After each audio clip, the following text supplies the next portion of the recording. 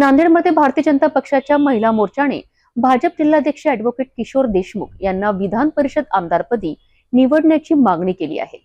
वाढदिवसाच्या निमित्ताने आयोजित कार्यक्रमात युवा महिला मोर्चाने मुख्यमंत्र्यांकडे अधिकृतरित्या ही मागणी केली आहे। पाहूया सविस्तर रिपोर्ट। भारतीय जनता पक्षाचे नांदेड जिल्हाध्यक्ष ॲडव्होकेट किशोर देशमुख यांचा वाढदिवस भाजप महिला मोर्चाने अनोख्या पद्धतीने साजरा केला। महिला मोर्चाच्या वतीने त्यांनी भावी आमदार म्हणून केक कापून शुभेच्छा देण्यात आल्या। युवा महिला मोर्चाने मुख्यमंत्री एकनाथ शिंदे, उपमुख्यमंत्री देवेंद्र फडणवीस आणि अजित पवार यांच्याकडे अधिकृतरित्या मागणी केली आहे की किशोर देशमुख यांना विधान परिषद आमदार म्हणून संधी द्यावी। नांदेड आणि भोकर मतदारसंघात जनतेच्या समस्या सोडवण्यासाठी किशोर देशमुख यांचे योगदान मोठे असून ते गोरगरीब जनतेचे कैवारी म्हणून ओळखले जातात।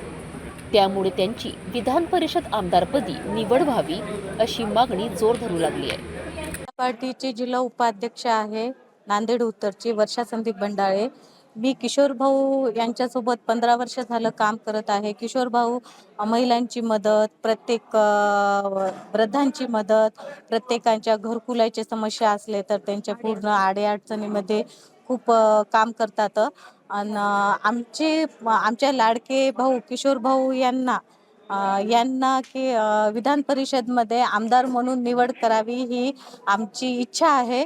आणि आपले महाराष्ट्राचे मुख्यमंत्री देवेंद्र साहेब, उपमुख्यमंत्री अजितदादा पवार आणि शिंदे साहेब यांना विनंती आहे की ॲडव्होकेट किशोर देशमुख यांना विधान परिषदमध्ये आमदार म्हणून निवड करावी, आमची ही इच्छा आहे महिलांची सर्व। केक कापायचा आमचा एक विषय होता।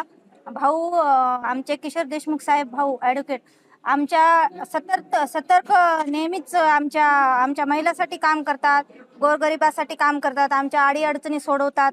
म्हणून आम्हाला असं वाटते, आमची इच्छा अशी आहे की आम्ही येणाऱ्या म्हणजे आता विधान परिषद असेल, येणारी निवडणूक असेल म्हणजे परिषदवर आमदार म्हणून मुख्यमंत्री देवेंद्र फडणवीस साहेब, आमचे लाडके भाऊ यांनी विनंती आहे आमची सर्व महिला मोर्चांची, आमच्या अर्धापूर तालुक्यातील भाऊला, आमच्या किशोर देशमुख भाऊला, आमच्या भावाला संधी द्यावी हीच विनंती आहे आमच्या सर्व महिला मोर्चांची।